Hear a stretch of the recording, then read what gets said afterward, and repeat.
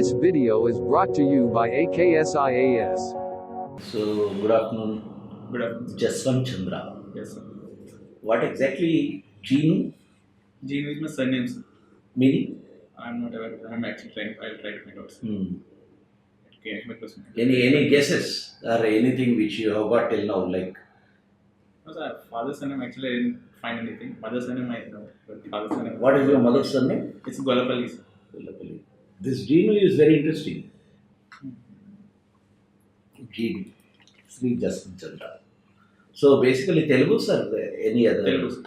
Or from somewhere Karnataka, No, sir, sorry, Odisha, that border areas. Telugu, sir. Pure Telugu. Pure Telugu. Pure Telugu. So your native place is Kakinada. Kakinada. Yes, sir. Can you tell something about Kakinada's history? Kakinada history. It's a coastal town located, and it's actually named Kokanada before. It was called, and in due usage it became Kakinada. It's historic for the reason that 1923 NC conversation was held in Kakinada. And other than that, I'm yet to prepare about more Kakinada. So anything about colonial period? Colonial period. Which colonial country? What are the colonial rulers? What are the colonial countries or the countries which established their port towns or trading centers in coastal Andhra Pradesh? Coastal Andhra, Dutch established, the French have established in Pondicherry, Dutch have established in Masulipattnam and other areas. English have a few areas in Odisha and West Bengal, obviously. In the coastal area in West Bengal, they had some footholds. Yes, sir. Yes. In Kakinada, do you know anything about any colonial establishment? Sorry, sir, I'm not aware of that. Nearby Machilipatnam, there is big. There is In Kakinada itself, don't go up to Machilipatnam. Kakinada, I'm not exactly. Koringa? Koringa, yes. What is Koringa? Koringa is a wildlife sanctuary, sir. Yeah. It's near Kakinada. It's also famous for mangroves. Yeah. After Sundarbans, it's one of the largest mangroves present in India. Yeah. Dutch cemetery is there in Kakinada. Okay, sir. Dutch cemetery is there. Cemetery. Yeah. Okay, sir. One of the Dutch cemeteries, because there are centers like Ramchandrapuram Yes, sir. in West Godavari, Kakinada. All these things are, sorry, not Ramchandrapuram, Narsapuram Narsapuram. and Kakinada. All these are Dutch centers. Okay, sir. Kakinada is one of the Dutch centers. Okay, sir. Early colonial period centers. Okay. What exactly you feel about Kakinada? What if you want to describe it geographically? How do you describe it? Geographically, it's a coastal area, sir. My house is just 10 kilometers away from the beach. So the first thing that after staying in different parts of India, the thing which I appreciate the most is climates, because of its nearness to the sea. There's a moderating influence completely. Even in winters, temperature never goes below 20 degrees. Even in summers, nowadays it's going up to 45, but generally it's still compared to continental parts of India, it's still very moderate and very much bearable. So that's what I would say, sir. What about the sultriness in the coastal area? Sultriness. Maybe because I have been brought up from there from childhood, I'm used to it. But your dad says you are mostly into Hyderabad. After your schooling, you are in Hyderabad. Yes, sir, but still my school is still 16 years of age. I have been completely stayed in Kakinada itself. Culturally, how Kakinada is significant in Andhra Pradesh? Culturally, obviously because being a port town, it must be there are many different trade routes which have been, and there must have been an amalgamation of cultures which happened. There's a port in Kakinada as well. So that's what comes to my mind right now. So I'll just look up the cultural place of significance. I need to prepare this part, so I will look at it. No, this is preparation for civil services is one thing, but locating ourselves in our native place is another thing. Irrespective of your civil services, we should be knowing about our native place.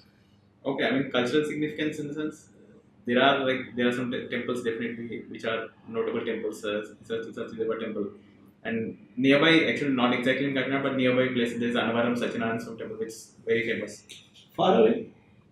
Not too much, like 50 kilometers. Yeah. It's okay. In the far vicinity, yes. What do you mean by culture exactly? When I asked you about culture, you talked about the temples.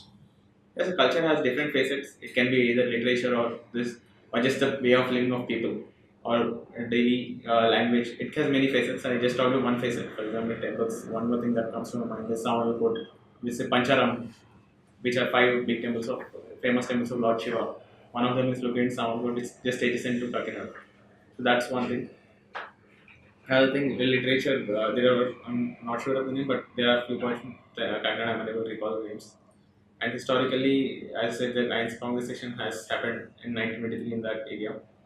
Other than that, yes, those are things which come to my mind right now. I'll look. You have to. Oh, yes, sir, definitely. Because lots of things are there. If you have to talk about Kakinada, because of its geographical presence, geographical importance, and the town developed during 1800s, 17 to 1800s, definitely it has lots of things to talk about culturally. Yes, sir. I'll prepare. Which is the biggest college? Do you have any college which is having 100 years of? In Kakinada, sir? In Kakinada. I think it must be JNTU, sir. I'm not sure about the history. No, 100 years old. 100 years. There's PG college. I'm not aware of PG college. There's PG college. PR college, sorry. I'm not aware of which. Yeah, PR college. What do you mean by, what is the full name of PR college? I'm not aware of it. Pithapuram Raja College. Okay, sir.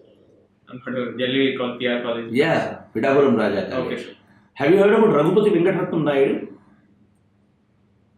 A great social reformer and educationist of Andhra. Yeah, I have heard the name. A Brahma Samaji. Okay, sir. I'll look it up, sir. He is also from PR College. PR college. He worked in PR College as principal and came to Hyderabad Okay, sir. as a principal and just vice versa. So principal of Mahbubia College in Hyderabad or PR College, both are the places he worked. Raghupati Venkatratnam Naidu, Okay, sir. a Brahma Samaji. Okay, sir. Okay. So your native place is East Godavari district. Yes, sir. Where is the origin point of Godavari? It's Nashik in Maharashtra, sir. Nasik or any other specific place? I don't know Nashik. Rhinebeck? Triangle, yeah, okay. Yes. Rhinebeck is a Rhinebeck. particular point. Yes. It's Nashik is a big area. Yeah. How many states it is crossing? Or if I ask you a question, Godavari's influence is on so and so states. How many states you can say? States overall, is- Godavari basin, if you consider, there will be 5 states, sir. A basin along with the Yeah. territories, Maharashtra, Karnataka, Telangana, Andhra Pradesh, and Chhattisgarh as well. Chhattisgarh as well. What are the rivers meeting Godavari from Chhattisgarh? I'm unable to recall the exact. Yes, please. I will look it up. So, when it is coming from this one Nasik up to sea, Yes, sir. what are the major cities on Godavari?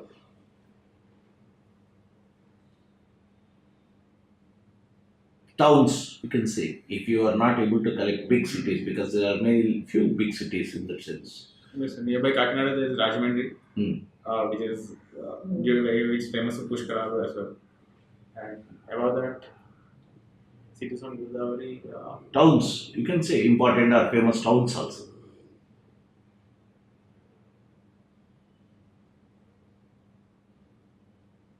Do you have any place in Telangana on Godavari? Yes, I'm thinking about that in Telangana. Bhadrachalam? Yes. Hmm? Yes, sir. Need not feel tensed. Not knowing is not a crime.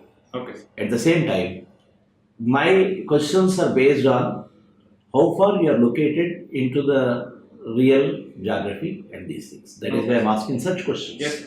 Okay. So need not get, I am not performing. Don't worry. Just guess also, don't worry. Okay. Please be comfortable. Sure. Okay. This is a mock interview. And this will help you for your final interview. Okay, sir. Right? So just start from Maharashtra. Can you guess some cities or towns? Because you have studied geography. Yes, sir. I'm not exactly aware of. Nasik itself is one town. Yes, sir. Nasik is a big town. Then Nashik, then. Paithan. Have you heard about Paithan?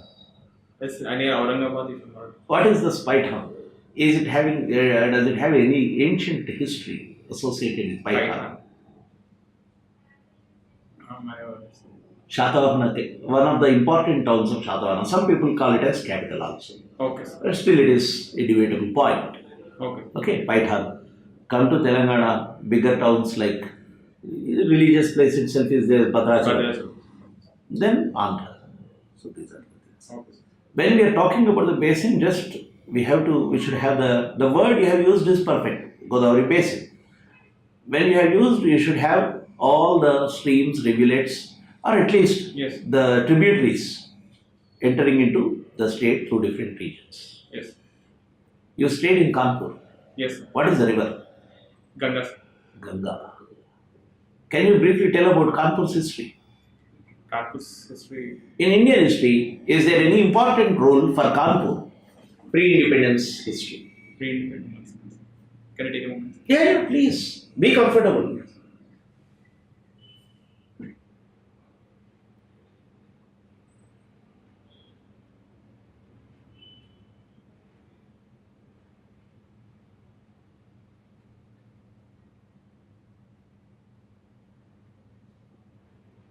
I'm unable to recall at the moment. If you go through the history, 1857, Okay. what happened? Nana Sahib led the revolt from 1857 here. Yes, sir. In all the British records, it is written as Canpore, Kanpur. Kanpur. Yes, sir. In your history books, you might have studied like Canpore, Kanpur. Yes, sir. Yes, That is KNP or Kanpur. Kanpur. Yes, sir. I just didn't think in the direction. Yeah. Okay. So that is one thing. 1857 period is important. Kanpur is a city which started during this late medieval period and into modern times. What is the significance of Kanpur in terms of industry? Industry, it's famous for leather industry, sir, and for sandals and etc. is very famous. And there are many different industries located in and around Kanpur as well, because reason of availability of water from the Ganges River. Due to that, there's a significant industrial developments in and around Kanpur. How much is Ganga polluted in Kanpur? It's polluted to a good extent, sir. Like I've been to Ganges bathing Ghat, and actually it was very much polluted. They didn't allow any visitors to even take it because it was very much polluted. It's harmful for skin. So yes, sir. There's a urgent need to clean up the pollution. Is there any scheme from central government side project? Yes, sir. There's a central sector scheme, Namami Gange Yojana, which deals with this, which has a council with the Prime Minister and the Chief Ministers of all the 5 states through which Ganga is flowing. So it's taking up good steps regarding this. What are the steps? What exactly is that project? How they are going to address the issue of pollution and cleaning the Ganges? It circulates about, there are various steps which they're taking through the mission. One is about raising awareness. For example, there's a rafting, which Ganga Amantran Abhiyan, which they have took a rafting mission as part of this to raise awareness about Ganga and all. Next thing is obviously controlling the pollution sources, disposal of garbage and all, through which all this garbage enters and industrial effluents enter the Ganges. That's one part. And again, using technology like skimmers and all, if nearby bathing ghats to clean it up. So I think these are things that come to mind. What exactly are the steps for clearing the industrial pollution?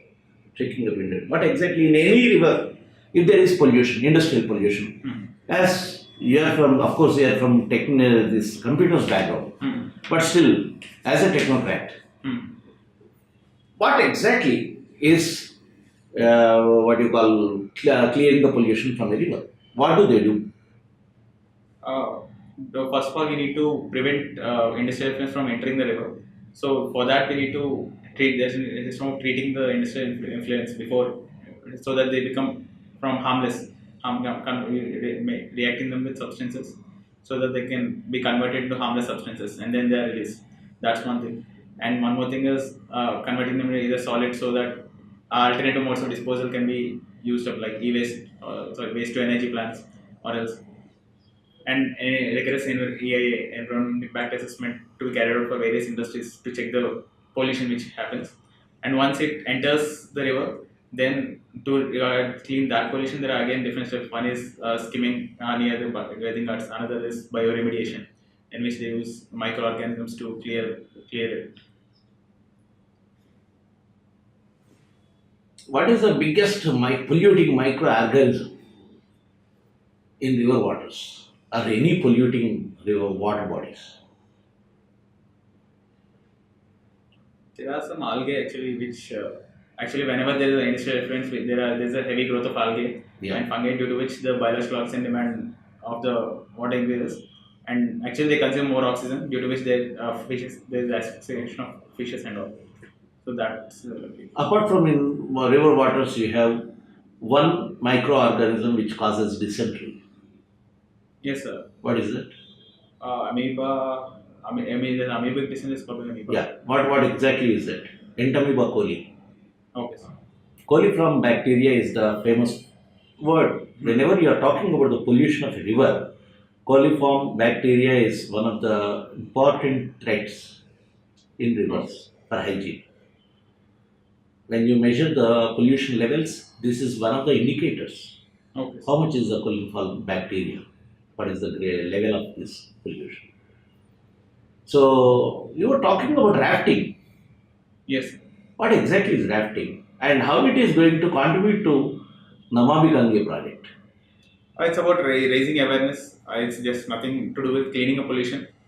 It's about they took an expedition through the Ganges River. It set some record as well. I think maybe it's Guinness records. It's the lengthiest expedition I think for raising awareness also. Rafting can be done in the plains also or only hilly terrains? And in the hilly terrains, it's actually more adventurous. So I myself have done it in Sikkim, so I think that's more adventurous.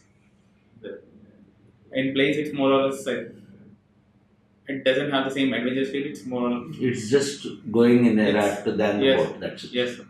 But if you have you seen rafting in Ganges region?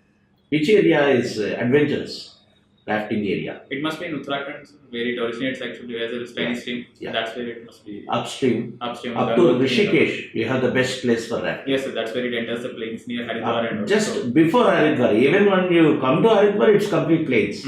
Rishikesh, Lakshman Jhula is the one. At that point, this terrain, hillock nature is gone, and that is the best area where you can have the rafting experience. Okay. Have you visited Ganga in other states? Other states, no. So, just I have taken from Godavari to Ganga. There is a program linking up river waters. Yes, sir. Do you know anything about it? Yes, sir. Actually, there have been different proposals. Even the Supreme Court asked the government to consider interlinking of rivers. And there are actually some projects which I have already started. One is Ken Betwa interlinking project, which is already happening.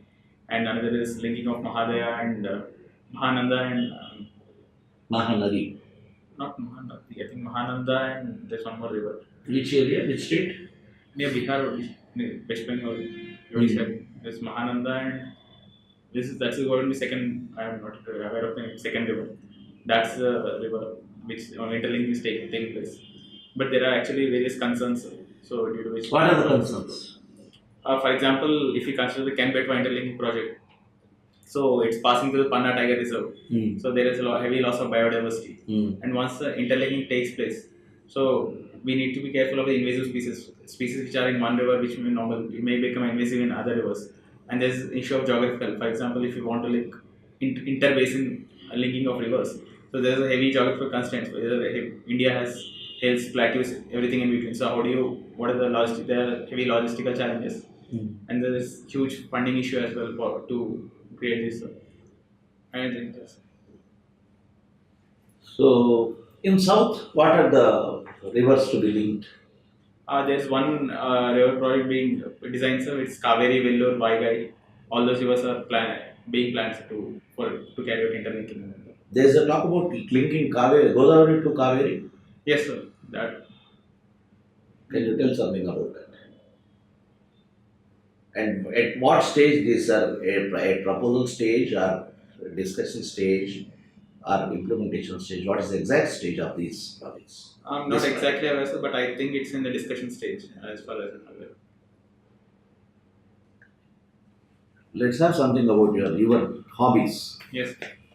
Let's leave the rivers for some time. Sure. What is this KVPY fellowship? It's Kishore Vaigyanik Protsahan Yojana Fellowship, sir. It is to identify students who are doing well in science and give them scholarships so that they can pursue their further academics in science. So you got fellowship. Yes, sir. What is the mode of selection? Mode of selection, there was a preliminary examination to which they selected candidates for the interview, and we attended the interview, and on the basis of both of them, they selected students. Do you need to submit some project? No, sir. So just to support your studies, Yes. Kishore Vaigyanik Vaigyanik Yojana. Protsahan Yojana. Yes. What is this NTSC merit scholarship? It's National Talent Search Examination, sir. It was during our time. It used to be in the 8th standard. Now it's being held in the 10th standard. It's also similar examinations. Identify students. What are you getting through these scholarships? If fellowship and scholarship both are monetary helps. Yes, sir. How much you used to get in KVPY?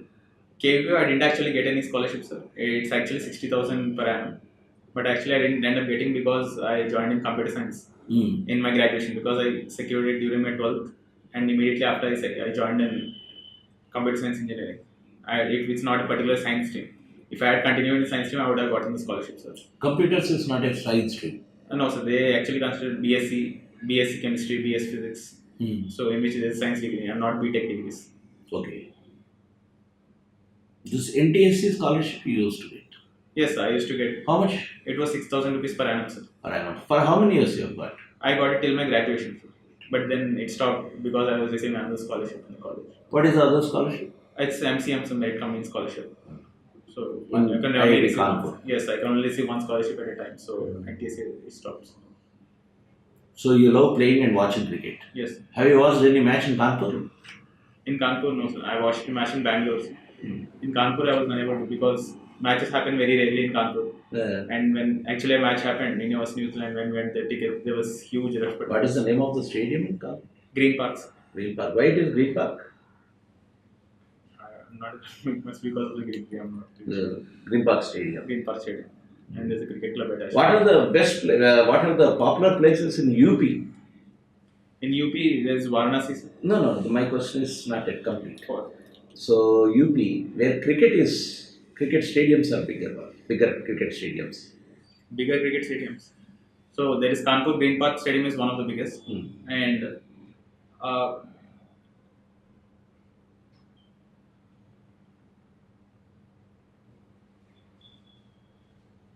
I think in the Noida region. I'm not sure if it falls under UP or Delhi region. Noida falls in which state? Noida is in UP, but I think there's a cricket stadium nearby. No, but it's not an international stadium. No international matches are being held there. Not much. Is there any stadium in Lucknow? Lucknow, I'm not actually. I need to check it out. Where Lucknow Super Giants is playing right now. Where Lucknow Super Giants actually it's not playing in Lucknow home ground because of course Mumbai matches are being held in Mumbai and around. I need to check it out. But one person is there from Lucknow, and his name, the stadium's name, a player, badminton player's name, is associated. The name of the stadium itself is named after him. Any famous badminton player From UP. from UP. Yesterday, not recent. He died in some very suspicious died under suspicious circumstances. A famous badminton player. Sorry, sir, I'm not aware. I'll look it up. I'll check it out. Yeah, you should remember all these things questions I have asked because we are into sports. Anything related to sport in your area or other area and your areas of interest may attract some questions. Okay, sir. Is there any man in your Andhra Pradesh who is a popular wrestler in pre-independence times, those days? Have you heard about Kodi Ramurthy? What are the names? I will recall it. Wrestler, famous wrestler of yesteryears. Okay, sir. Which All India period? fame. 1920s, 1930s. Okay. Kodi Ramurthy was there during the independence movement period. He participated in some of the Congress meetings. Okay, sir. Most probably, I think he participated in Kakinada Congress or some Congress meeting. He took part also. Vijayawada Congress. Okay. Vijayawada Congress. He was there in the Congress meeting. Kodi Ramurthy. Okay, sir. Famous wrestler from Andhra. So, then again in your this one, dance and choreography of movie songs. Yes, sir. Have you undergone any training? Not exact trends. I've been an active member of the IIT Kanpur Dance Club. Hmm. So I've represented my institute as well in various cultural fests in IIT Delhi's Cultural Fest of Rendezvous and IIT Kanpur's Cultural Fest itself. So no classical dance training or any formal training? No, sir, no formal training. It's just from seniors in the dance club and performing at various institutes. Well, what are the numbers you dance for? Is it filmy or light music or what? Yes, during competition we dance for all. This is a 10-minute performance. Generally, we put a mix of all kinds of songs, lyrical, drum, Bollywood, swag, all kinds of performances. Each, so that there is variety in the performance. So, if I ask you one question on something classical dance, can you answer? I'll try to. Yeah. Like, what exactly is the Kathak and Kathakali? Yes, Kathak is. Kathak is? Kathak is folk Kathak. dance of UP, Uttar Pradesh. It's a classical dance of Uttar Pradesh. And Kathakali is of Kerala. Sir. Both have different costumes. Kathakali is more of, there's a kanchukam where there's a proper dance which is actually predominantly performed by males in the yesterdays. Now it's being performed by females as well. And it's more or based on Carnatic music. Whereas due to its geographical location, Kathak has more influence of both Hindustani and also it has influence from Persian styles as well. What is the origin of Kathak dance? Which period do you assign? In which period it became popular, or in which period you can see the origins of Kathak? If I'm not wrong, I think it's on the Mughal period due to amalgamation of various styles. That's when I think it picked up. As you are a dancer, Yes. can you tell some differences or specific characters of Kathak and Kathakali? For Kathakali, famous dances are Kalamandalam Murli, Kalamandalam Gopi. No, specific characters or features of the dance forms. Features. Okay. Kathak is more of there's story narration and there's freedom for the dancer to express himself. In Kathakali, there's a rigorous procedure which has followed. It generally starts in the evening time. There's a lamp lit on the stage and there's a particular costume, heavy costume worn by the Kathakali dancers. So Kathakali starts with Mangalacharan, which is invoking Lord Ganesha. And then it has various parts of the performance. I'm not unable to recall the exact names right now. And yes, that's basically what it is. You know Angika, Abhinaya, Mudra, such words. Yes, yes, sir. Can you take these three words and explain Kathak or Kathakali in these terms? I'm not aware of what's Angika. Regarding Abhinaya, I feel it relates to expressions and conveying emotions through the song, through the dance. So I think Kathakali, it definitely plays a heavy role. There's a heavy makeup. So the eyes and they speak a language in Kathakali. There's almost the fierceness in Kathakali. So and there are certain mudras, certain postures which are typical to Kathakali. So those are the categories.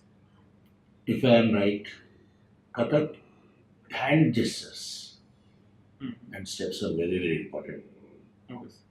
Apart from Abhinaya and Angika also. And whereas in Kathakali, you can see the characters. Each character is fun. In Kathak dancer, you need not have the character itself. Through dance, you can perform that character. Okay. Here in Kathakali, you have the characters itself specified with the form. Okay. For example, Ravana is being played by a man with the same attire and everything. He is Ravana only, he can't be a Rama. Okay. Okay. This is a dance drama with characters. In Kathak or any Bharatanatyam or Kuchipudi, when you perform the dance, you can give the expression of Radha at the same time Krishna. Okay. Am I right? Okay. This is like a dance drama with characters. In Kathakali, you have 2-3 characters entering onto the stage at the same time.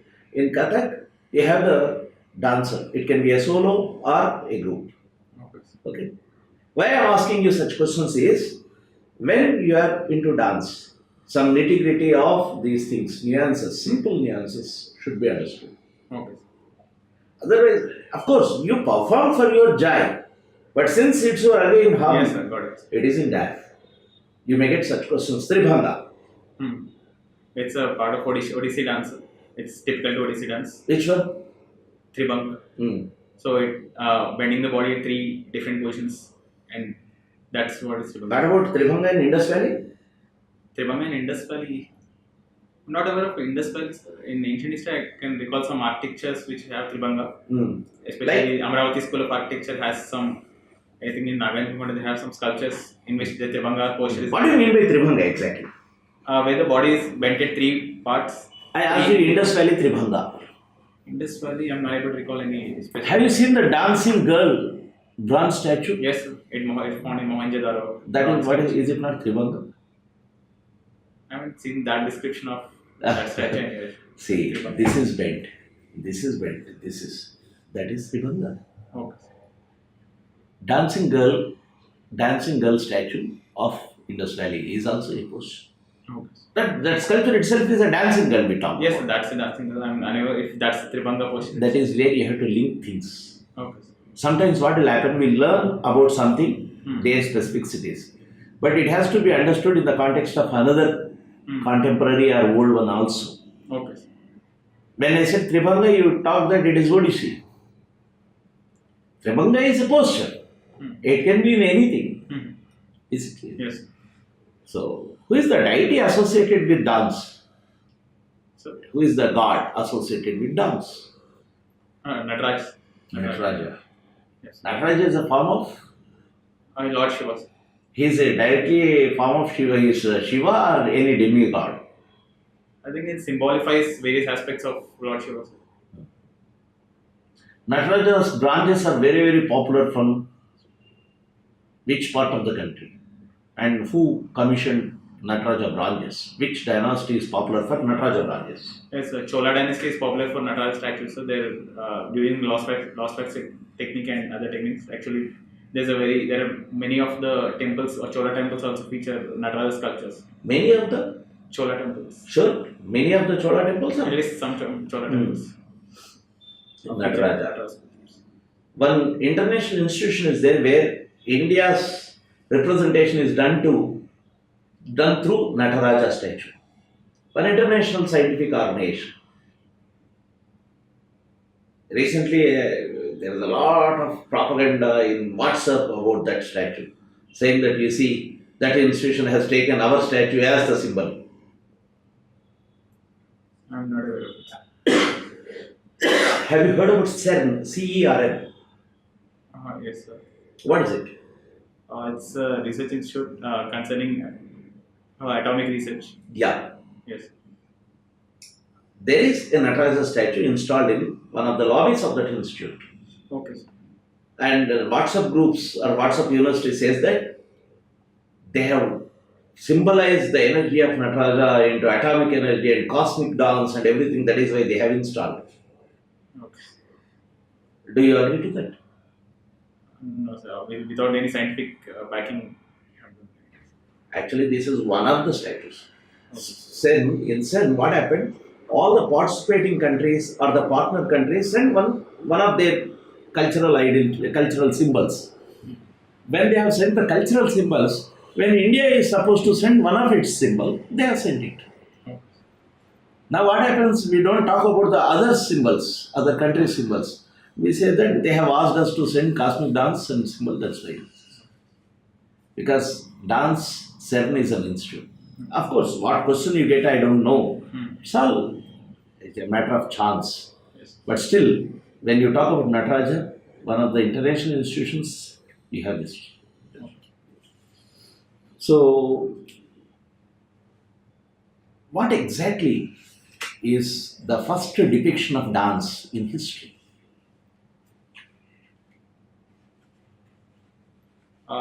There are some depictions in Neolithic age regarding paintings in Mesolithic and Neolithic age regarding paintings of group dances where and Bhimbetka there are on the rocket. Apart from Bhimbetka, can you name any of the rock art sites?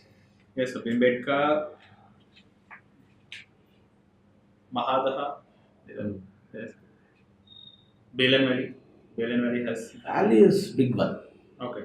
Rocket. But any site. Valley is a big one, basically. With rocket paintings. Lakudiyar in Uttarakhand. Sir. Lakudiyar you have talked about. How you remember Lakudiyar? I just read it from NCERT. That's it. There is no, you did not visit. No, sir. Lakudiyar is in Almora district of Uttarakhand. Uttarakhand. Yes. Mm. So actually it has some dance where there's community dances where I visited Lakudiyar. Okay. Mm. Stick figures holding hands. So it can be described as a community dancing to celebration in celebrating mood. And there's also I think in Bimbetka there are red and green depiction. Red depicted hunters and green depicted dancers. So I think that's the earliest depiction of dance. Any rock painting in your state? Rock painting. Rock art sites in your state? Yes, there are Nagarjunakonda. Nagarjunakonda, what is the rock art site? Have you seen any rock art in Nagarjunakonda? Have you visited Nagarjunakonda? No, I haven't visited. Any rock art site in Nagarjunakonda? In Nagarjunakonda itself, do you have rock art? There are stupas, rock cut caves or... No rock cut cave. Rock cut caves? No rock cut cave in Nagarjunakonda. Okay. Only stupas. Stupas, yes, there are spikes in Bojjalakonda, Lingakonda. That's in Visakhapatnam. That is rock cut again. Yes, sir. In Nagarjunakonda, actually, there is school from Amravati School of Art as well. There are sculptures from Amravati School of Art. What do you mean by a school of art? Amravati School of Art, exactly. There are certain features which are typical to different the sculptures which develop in different areas of India. For example, Gandhara School of Art, Madras School of Art, they had some defining features. Madras School of Art had some defining features, and Amravati School of Art, it developed almost during Satavahana's period mostly. Are you sure? Not only Satavahana's period, but overall during that it's a complete continuous development, and it had various features. So distinctive features. So that's the reason. What is the period of Amravati School of Art? It developed, I think, during Satavahana period. Then again. Shatavahana period is the last phase of Shatavahana, it emerged. But Ikshwaku period is the period, the full-blown glory of Amaravati art can be seen in Ikshwaku period. The sites you are talking about, like Nagarjunakonda, all these are Ikshwaku sites. Ikshwaku. Have you heard about Ikshwaku? I haven't read much about it. I've heard about it, definitely I've heard about it. You see, what is happening, I am not preparing any questions out of the blue or something. I'm just picking the questions from your argument or your explanation only. Yes, sir. Where you are finding that, yes, I don't know about it. Where you are finding a bit difficult to answer. I am picking the questions from your answers only. Am I right? Yes, sir. Where you are not able to answer. Why? I think not having sufficient knowledge about the link of questions. That is one thing. When whatever we are talking, we are not having at least some basic idea and comprehensive understanding. Basic idea plus comprehensive understanding should be there. Broad understanding is also enough.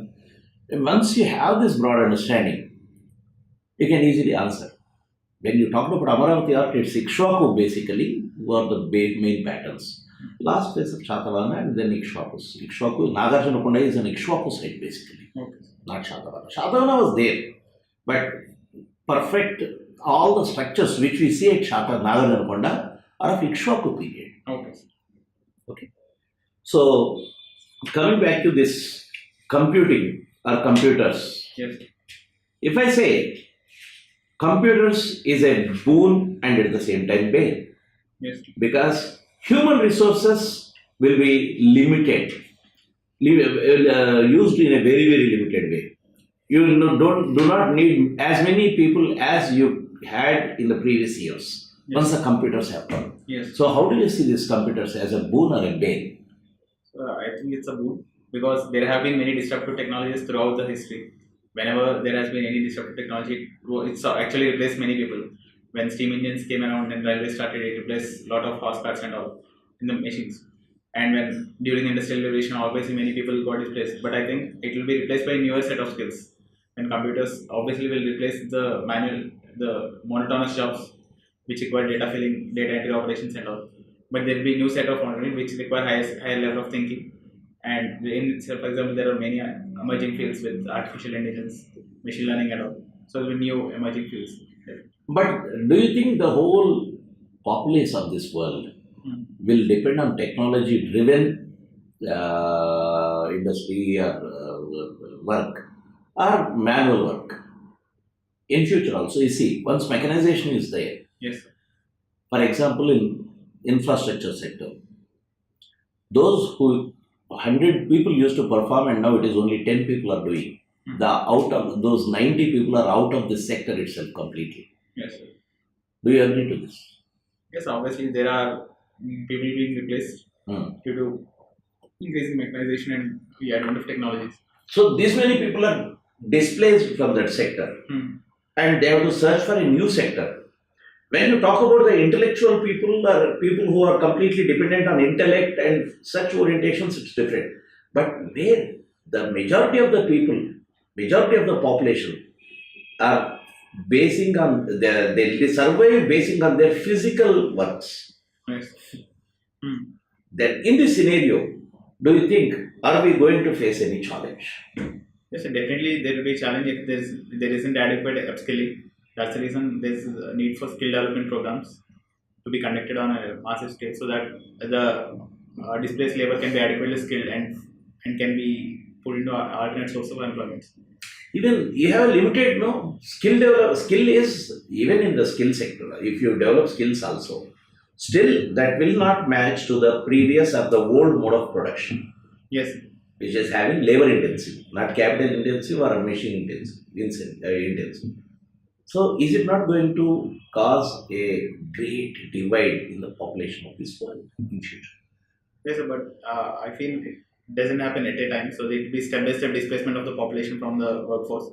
So they will have enough time to reskill them, and there will be new opportunities and there will be new sectors emerging. Like, for example, mobiles. Even this is skill. I am not talking about skill sector. Yes, obviously, if we actually are able to skill the workforce, we skill the workforce which is getting displaced through various schemes and all. So even they can get skilled and they can do some basic jobs in the new emerging industries. I'm not at all talking about skilled. What about unskilled? Yes, so we need to impart skill. Do you think it's possible to skill the whole population of this country? We can, if for example we are aiming for universal education.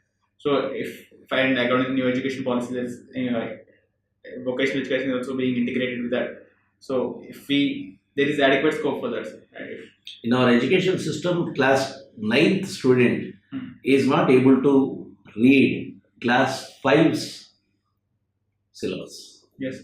They are not even ready. They can't even solve the questions of class 5, even 9th. There is a report by Pratham. Yes. Do you know what exactly is Pratham? Yes, sir. What's it? It's a report based on household survey. ACER releases. It's an NGO. Pratham is an NGO which releases a report as annual school education report. Is it household survey or school-based survey? It's a household survey, sir. Children are interviewed in the households itself regarding their basic reading and comprehension skills. And it's majorly based on rural households. So I think it's urbanized. It is giving you the report on the entire Indian scenario. Rural, semi-rural, urban. I will check it out. Yeah. So Pratham is an exhaustive report on education, basically. Anyway, that question is how to resolve this gap. That is the most important thing. The gap between the intellectual labor and manual labor. And we are more into mechanization. Definitely, we have to cut short the numbers of who are engaged in the work. Yes. Number of skilled may grow, but unskilled still remain. But we will be pushing or we cannot accommodate all the unskilled into this job. That is a problem still we face. In tomorrow's perspective also we have to answer such questions. This is the basic thing. What is your optional? It's chemistry, sir. Chemistry. So I have to seriously think before asking any question because I did my graduation with chemistry, one of the options, but forgot everything. Chemistry. Yes. Chemistry, you have applied chemistry also. Yes. I mean, in the subject. Yeah. Well, what are the applications in chemistry you can explain in service of humanity? Yes, for example, in pharmaceuticals, everything is applied chemistry, because our body has a lot of basically organic chemistry, how the drugs function, how they react. In, for example, aspirin, that's an organic molecule, so that's all that derives from organic chemistry. And physical chemistry, for example, all the metallurgy, all the industries which we have, they are outcomes of metallurgical reactions, which are outcomes of physical chemistry. So I think there are numerous applications. So, when it comes to chemistry, what are the pioneering institutions in this country?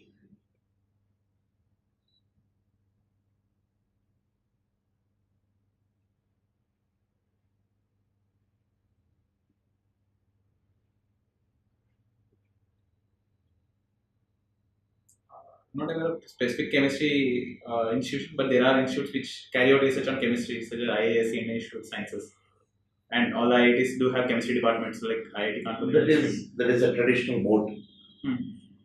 There is one IACT. IACT. I'm not aware of this. Indian Institute of Chemical Technology. Okay. Based in Hyderabad. There is a National Institute for Chemistry. Okay, I'm not aware of this. Indian Institute of Chemical Technology. Okay. Okay. IACT.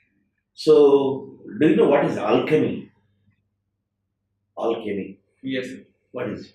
I think, as far as I know, it's searched by the ancient philosophers to find a metal which can turn anything into gold. There's a famous book, Alchemist. That is the latest. Latest. That's the latest book. Yes, sir. But this alchemy is, as you said, ancient. Can you name anyone? Can you name anyone? Any ancient philosopher? Any philosopher associated with this alchemy? I'm sorry, not aware. Is it ancient or medieval? Still it's a debate. Medieval you have Siddha Nagarjuna associated with Rasatantra. That is one thing. Do you know what exactly is alchemy? What is it? Please repeat. It was searched by ancient philosophers who searched for a substance which can turn anything into gold or cure any ailment. That which is substance, anything into gold, or there is a particular element or metal, you can say. Yeah, search for a metal which can turn all things into gold, I think. Mercury is the major ingredient in this alchemy. Mercury turning into gold, that is the metal. Mercury is one of the basic dhatu in this alchemist activity. Okay. So, your mother is a teacher. Yes. Government teacher. Yes. Your father was a teacher. No, sir. He was into Business. So, if you have been selected, what exactly is the field? What exactly is the sector you would like to prioritize? For example, there is chance of selection of different departments before you. Which department do you want to select? Education is a sector which is close to my heart. But actually, at the end of the day, it depends on the need of the particular state which I am allocated to. For example, in Kerala, education might not be the topmost priority because there's high degree of literacy. So it depends on the state which I'm allocated to and the need of that particular state. But if all constraints removed, I would try to work in educated sectors. But education is not just literacy. Yes, not just literacy, but compared to demand, that's not the topmost demand. You need to see what the state needs, cadre needs the most at that point of time. So if it, let's say, women empowerment, it can be that. So it depends on what the cadre needs the most at that point. Okay. So apart from education, which one? Health is another industry which I think much can be done in the health industry as well. What are the problems faced by Indian health sector? Health sector, there is the public sector spending is very less compared to, for example, in the world, on average 6% of GDP is spent on health, but whereas in India it's just 1.2%, which is just 35% of the total health expenditure. So as I say, like a middle class family is just one disease away from poverty. So there is a heavy out-of-pocket expenditure involved from the pockets of the, and there's no health awareness. Insurance culture hasn't penetrated yet. So that's a very big issue because people need to know more about insurance. I think though two basic steps can be done. So one thing is the insurance culture, having them insured And PM Insurance is one thing. Yes, another But is, how do you relate with the insurance as a major policy initiative? yes, PM Jana regulation has done that to some extent. And another thing is the comprehensive health checkups. For example, there's a scheme called Catch, which has free annual health checkups. With those annual health checkups, we can convert from curative healthcare to preventive healthcare. Right now, all healthcare is centered around curative healthcare. After we get a disease, we get treated, and it bill goes into lakhs of rupees. But the same diseases, if they can be identified at an earlier level, it can save many lives as well. What are the diseases you can identify at the earliest level or earlier level? Heart diseases, most of the cardiovascular diseases can be identified. Cancers can be identified with proper screening. If they can be caught at stage 1, they can be eradicated. And other lifestyle diseases as well, like hypertension and all, sugar and all. In the pre-diabetic stage itself, people are more careful. Then they can avoid diabetes at later stages. What exactly is diabetes? It's when the body insulin it stops responding insulin. I think. So the sugar levels are actually regulated by insulin. Correct me if I'm wrong, sir. No issues. So pancreas produces enzyme called insulin, and the blood sugar levels are regulated by it. So when it loses the sensitivity to insulin due to heavy sugar intake or maybe genetic reasons, that's when the person becomes diabetic. In India, there is an argument that everyone has, see the levels, for example, post lunch or pre lunch, fasting, after taking breakfast, there are criteria. What is the scale for pre diabetic and diabetic? What is the minimum thing? Like if you are the doctor, you have to say that you are just on the threshold of being a diabetic or at the doorstep. This is the pre-diabetic stage. What is the point, the indicator these doctors see as pre-diabetic stage? So I'm not aware. So 120, 160 is there. 120 pre-lunch, pre-breakfast. After 8 hours of fasting, it should not be above 120. Post-lunch, it should not be above 160. That is the scale. But the argument is every body responds in a different way. How can you have 120 as the scale for me?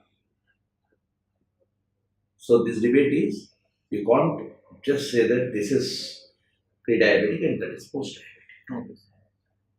The problem is, really sorry, these pharma companies and those who are into this diabetic business, you need some indicator from where you will start your medicine. So they have cleared that this is the pre-diabetic stage or early diabetic stage. Then you will start taking drugs. This criteria of designating these two, what you call markers, 120 and 160, is still a point of discussion in India. Because for each body you have a difference. Okay. So since you talked about pre-diabetic, I asked you that question. Yeah. Okay. Have you heard about the Sri Lankan crisis? Yes, sir. What exactly is the crisis? What is the nature of the crisis? There's a huge economic crisis, sir, due to which there's a heavy inflation, hyperinflation, due to which even daily necessities are becoming difficult to procure for the common man. Where do you locate the problem? Problem is multi-pronged, sir. One thing is a political structure itself, due to which there's a people have prioritized grabbing power, due to which they have given a lot of fee buys and tax cuts, which actually hurt the economy in the long run. That's one reason. Another reason was maybe prioritizing short-term planning over long-term planning. So to cut the import of fuel, import on fuel and all. So they actually tried to convert to 100% organic agriculture, so as to save on fertilizers and all. But that instead reduce the production of agriculture to a great extent, due to which there is hyperinflation. So these two, I think, are the main issues. Is there any other issue like family-run government and such things? Yes, there has been a political turmoil between regarding the 18th, 19th constitutional amendments regarding the power of president versus prime minister. So there has been a political struggle as well. No, at present, the president and present president and any other people from his family, own family, into the positions? I remember reading regarding his brother. I'm not exactly sure. Sir. Regarding his brother, I will go through it. 3 people from the same family. Okay. That is one thing. Gotabaya is, do you know exactly what is his background? His previous profession and everything. Is a seasoned politician or something else? No, sir, not exactly. So ex-military man, basically. Okay. So it was very, very strong in anti-LTT operations. Okay. If I say that Ireland's preoccupation in the war against LTT has cost this Sri Lanka a lot, do you agree?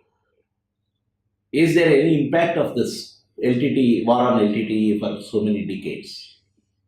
Yes, so there is definitely an impact due to which there has been strain in India-Sri Lanka relations as well. And even in Sri Lanka, it has costed, because of being a small economy, it has costed heavily on them. Yes, that can be said as one of the reasons, but right now I think there are other reasons as well. Of course, during the COVID pandemic as well, the problem situation of economic crisis got aggravated.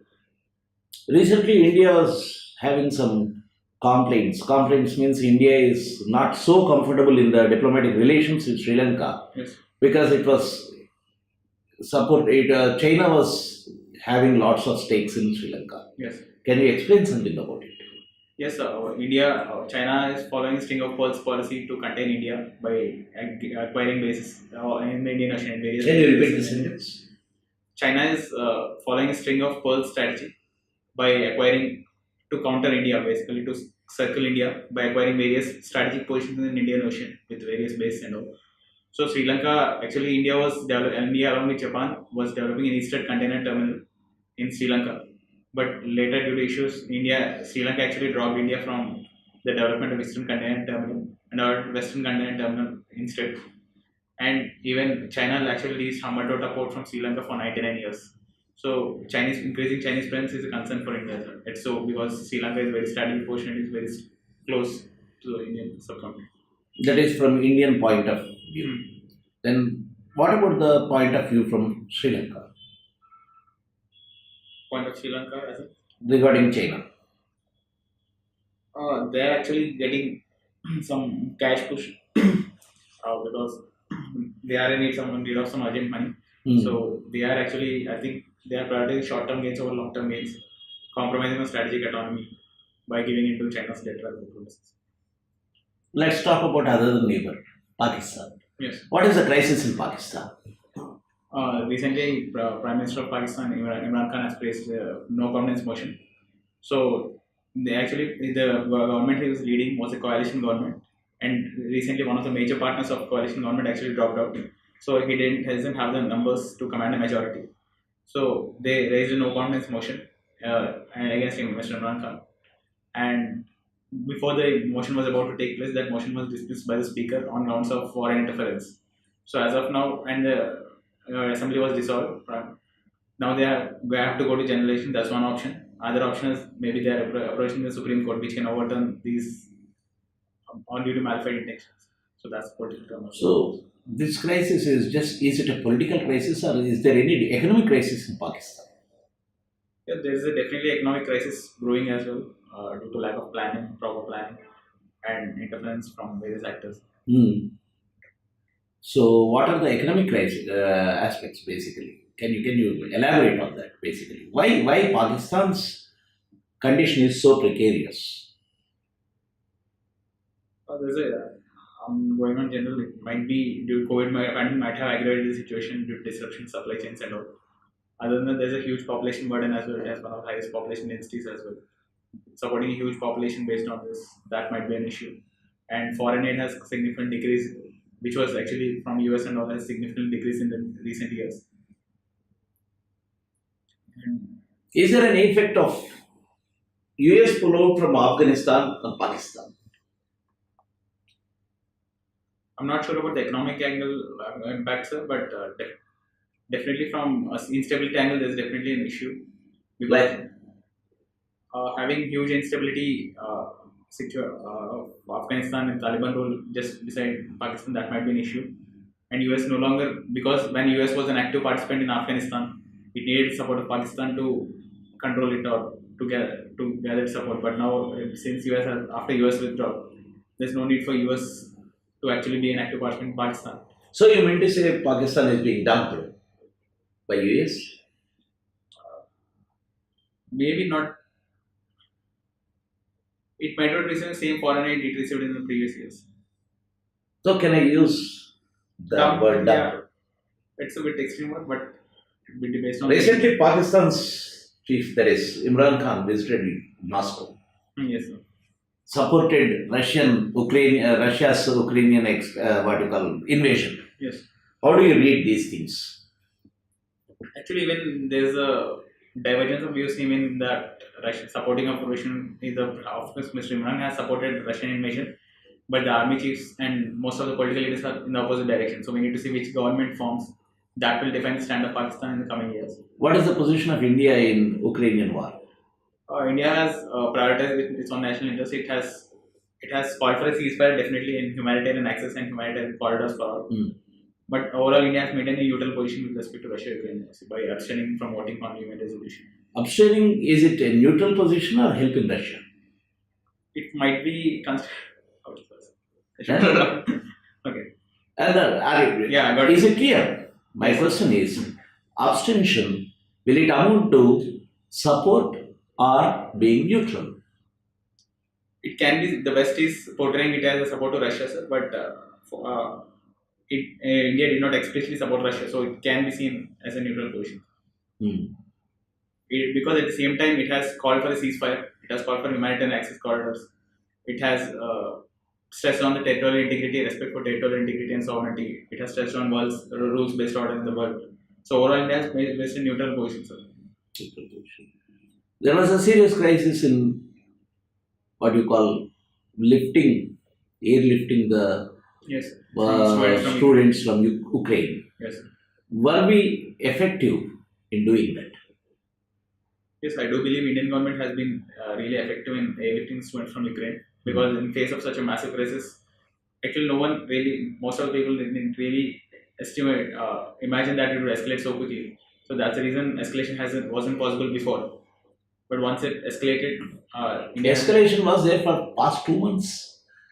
Yes, did we what do you call visualize the scenario if once the escalation is growing? Yes, the Indian government did give warnings, but I think to some extent no government actually envisaged Russia bombing in civilian areas as well.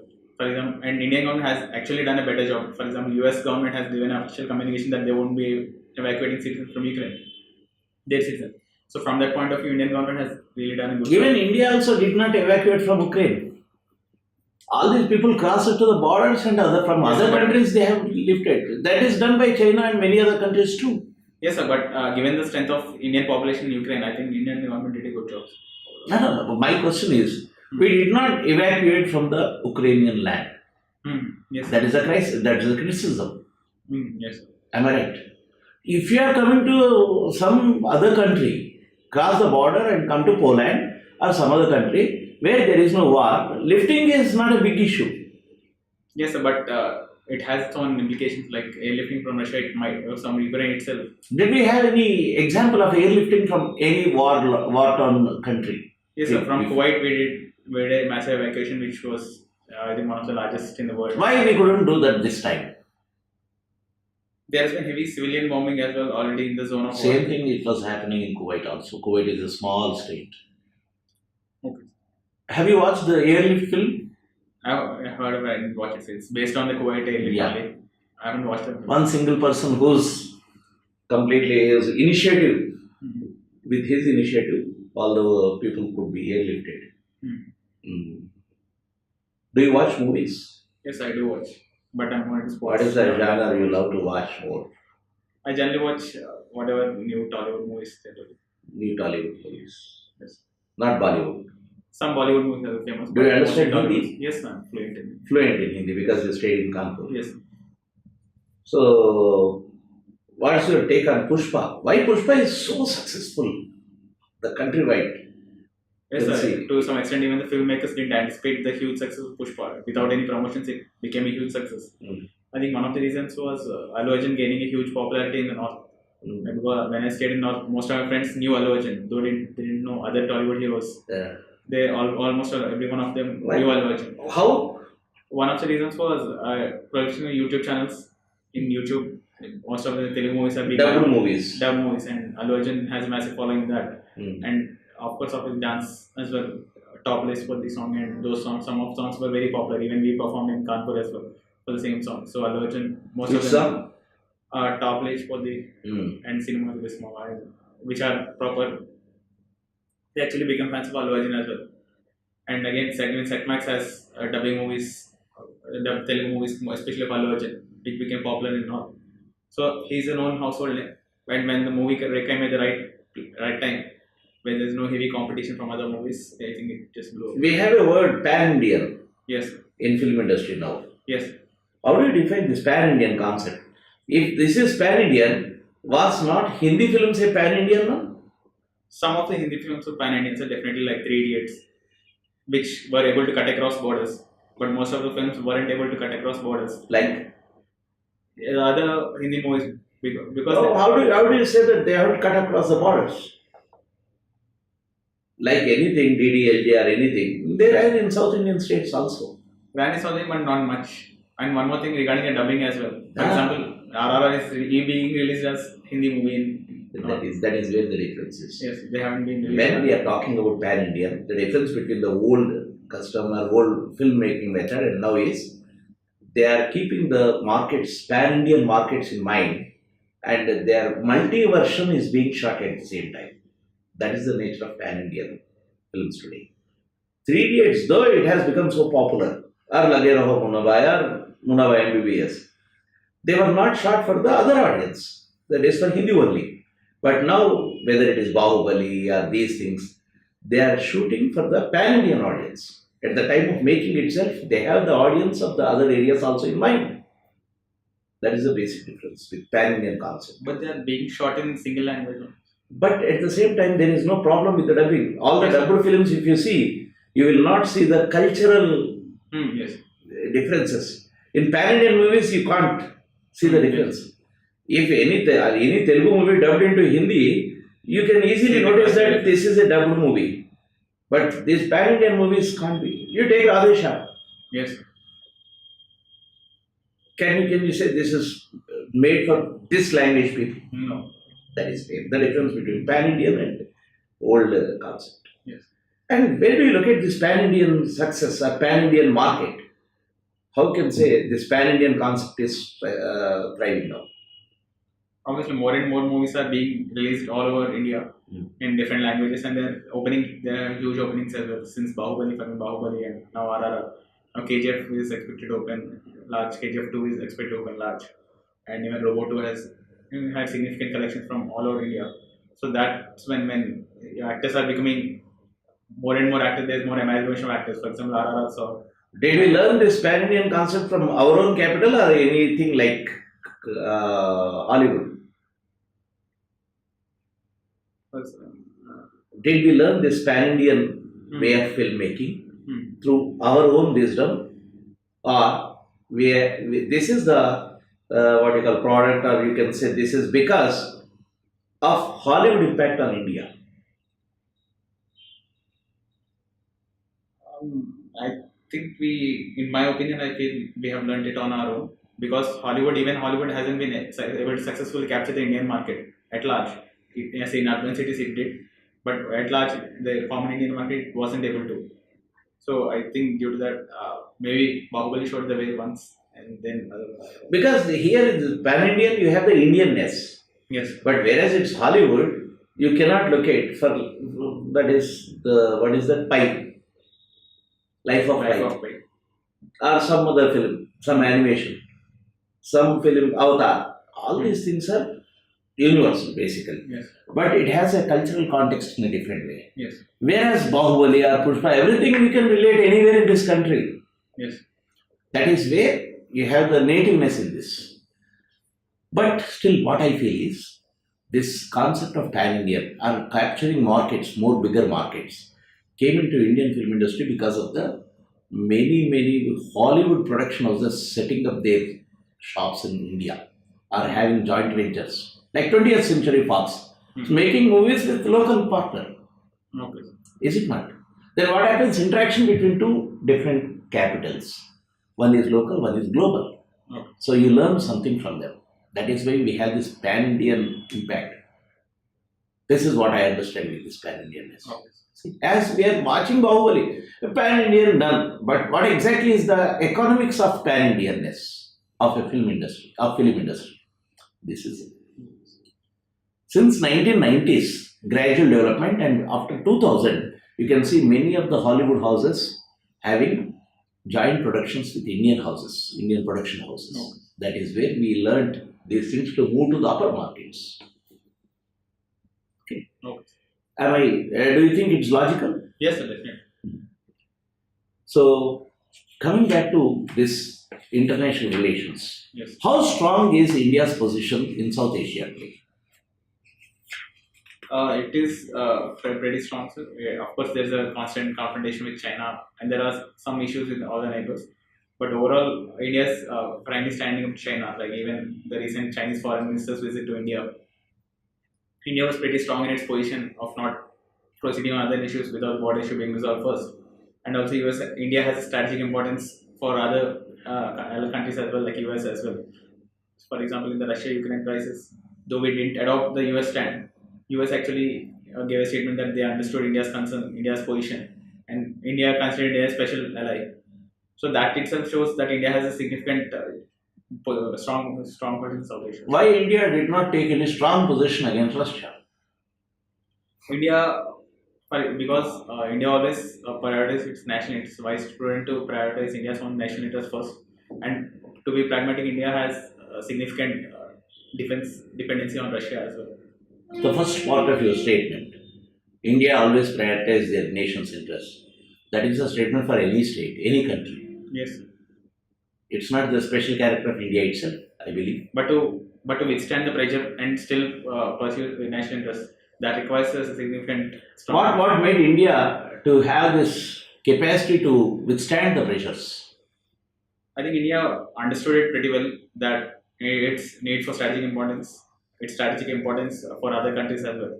For example, neither Russia, though India didn't vehemently support Russia, Russia understood India's role, and even for US, even US cannot apply. For example,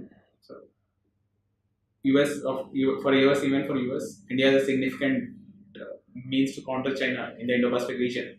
So US cannot proceed with harsh sanctions such as cards or anything against India.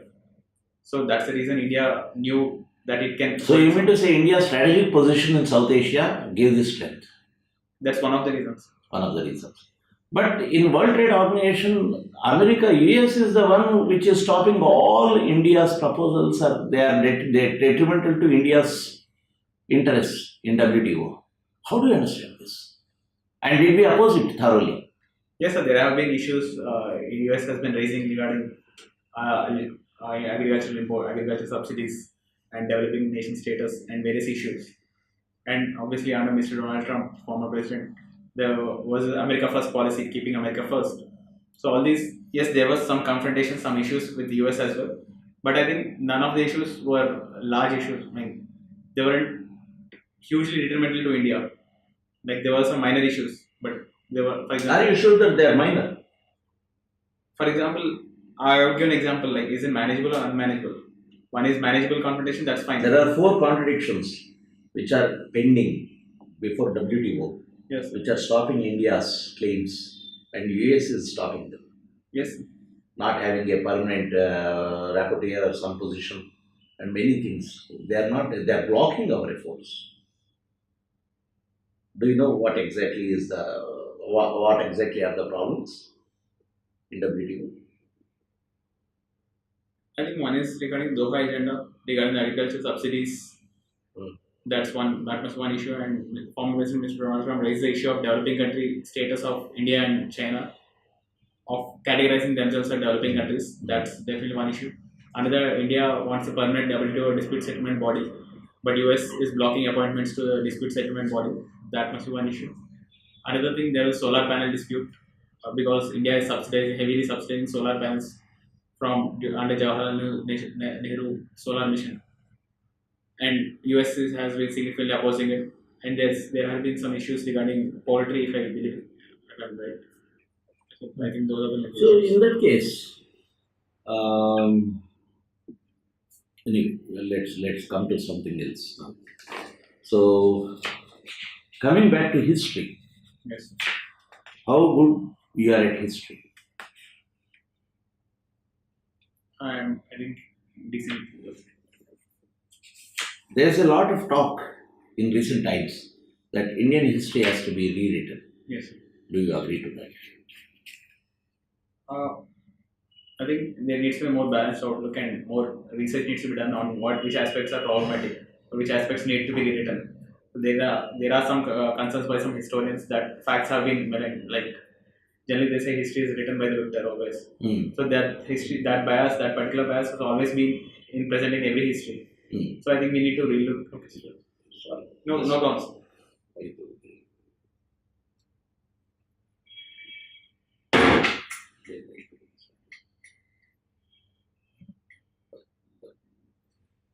Yeah, continue. So that particular bias is there in present for every country. So we need to look at. So what are the factual errors? If some historians are saying factual errors, have you come across any factual distortions in history? Factual distortion, I think, for example, one thing I can recall regarding Alexander's invasion of India. Some people say, generally, most of the history sources we read generally say India has been, Porus has been defeated, Porus put up a valiant struggle but was defeated.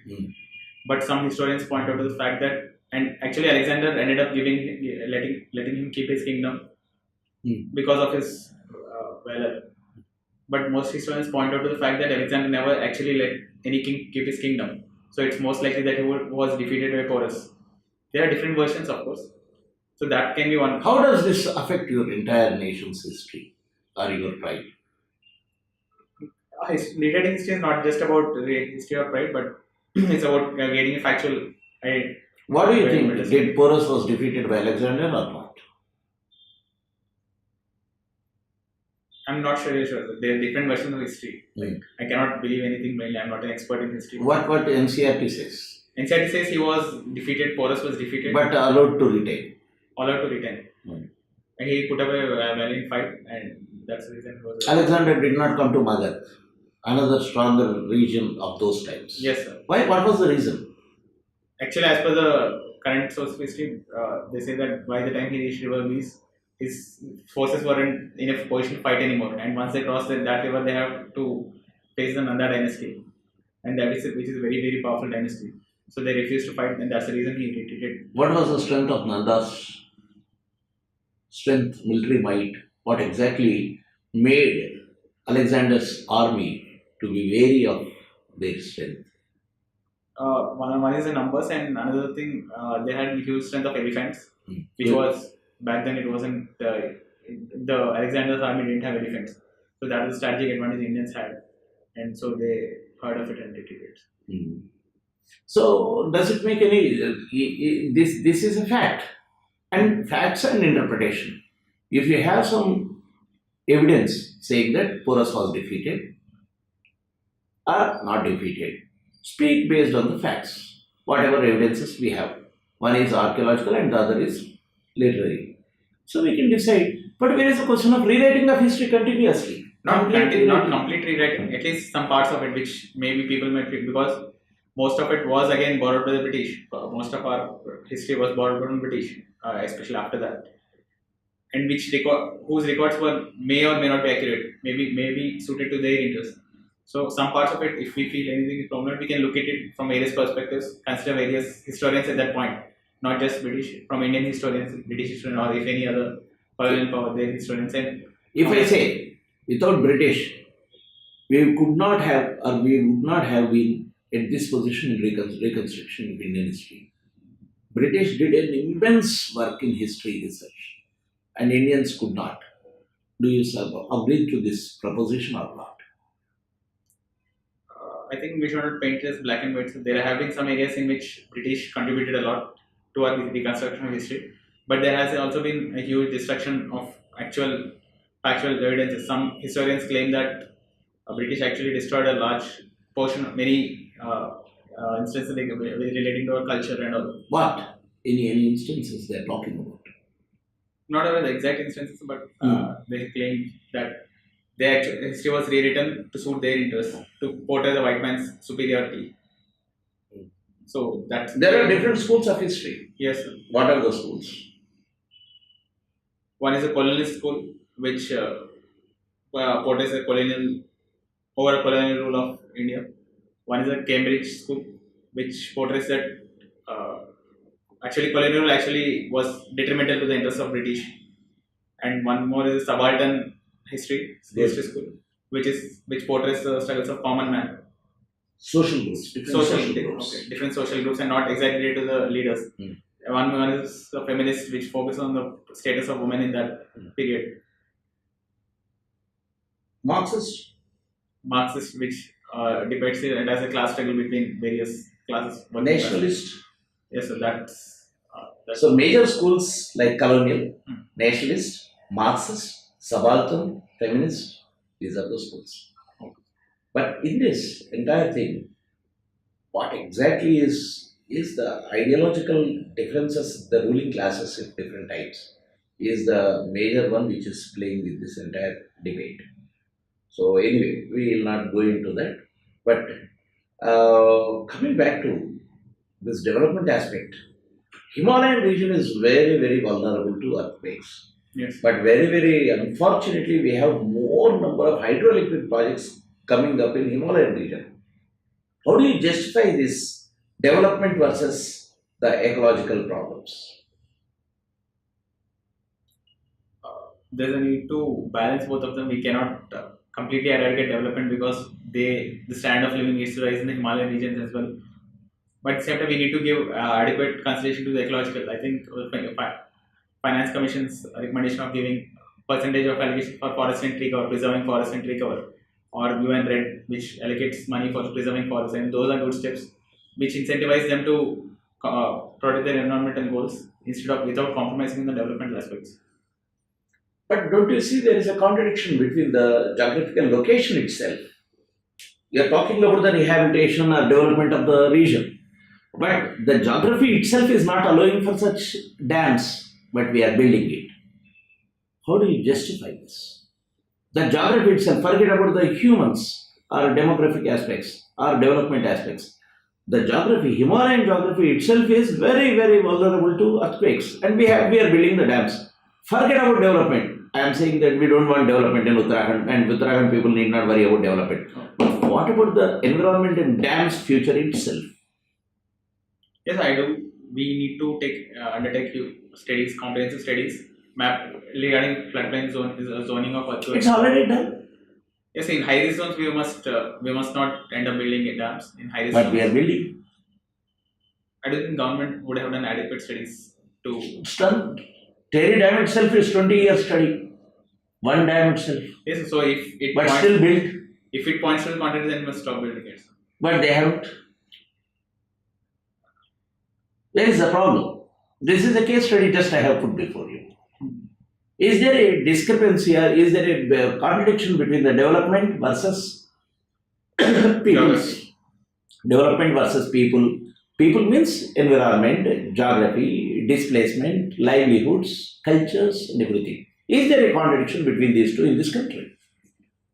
Yes, they are obviously always there exist contrary viewpoints, like whether we should pursue high costly renewable energy or coal, which is more economically affordable. It's we need to take a long term view and proceed. Coal is economic and affordable.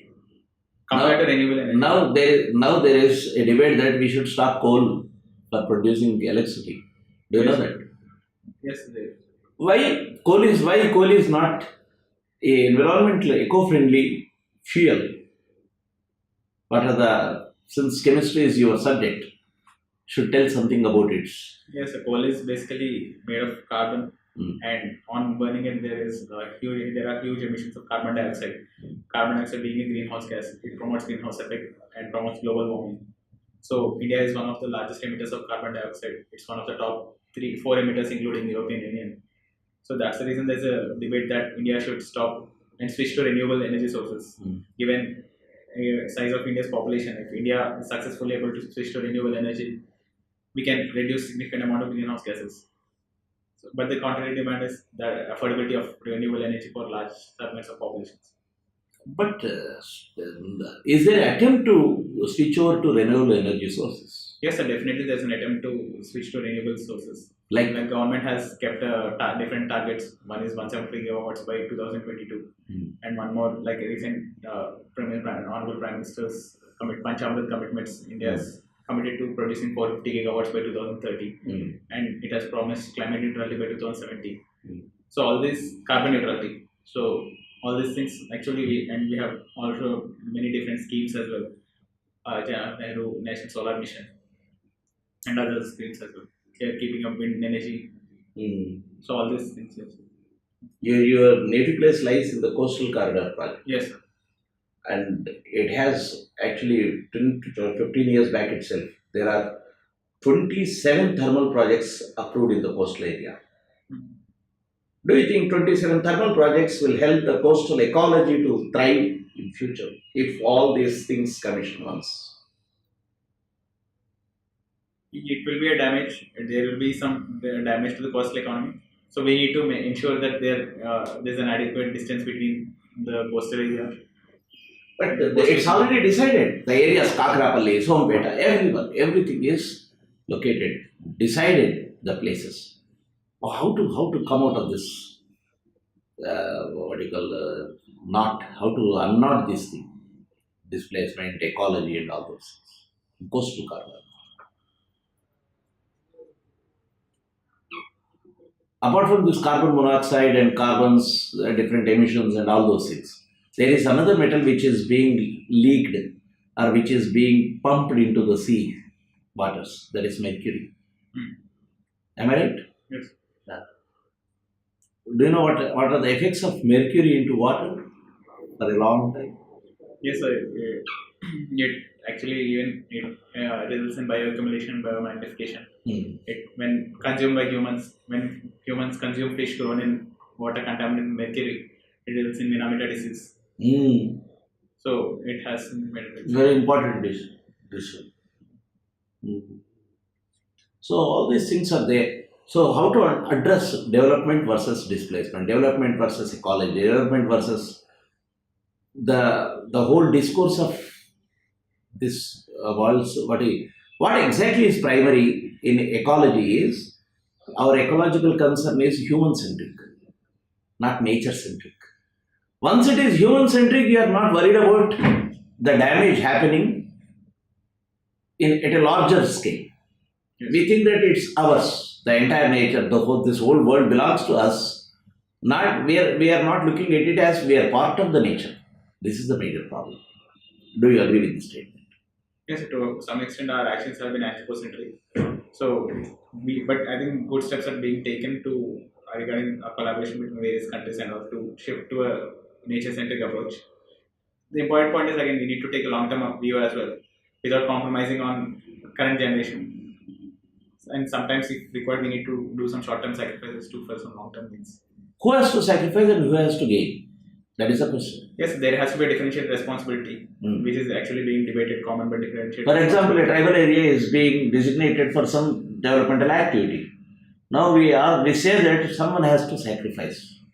Who will sacrifice there? There it's the tribals who are actually have. So in that case, voiceless. Yes, sir, definitely. So in that case, actually, they need to be rehabilitated properly. And if not, in the worst case scenario, they should be the gain securing of the development projects must first go to the tribals, and then regarding the employment and the various benefits must first go to the tribals and then to the rest of the populations. If they are the ones sacrificing. What are the regulating bodies in all these aspects? Regulating bodies are bodies which are designated by constitution or government's policies to look after these issues. Environmental issues? Yeah, environmental issues. Ministry of Environment and Climate Change, that's one issue. And another regarding displacement of tribals or harm to the biodiversity, National Green Tribunal is established. That also looks after if there's any heavy damage. And Ministry of Tribal Affairs takes care of the tribals in case there's any displacement without anything. National Human Rights Commission also looks into the rights of those people being displaced.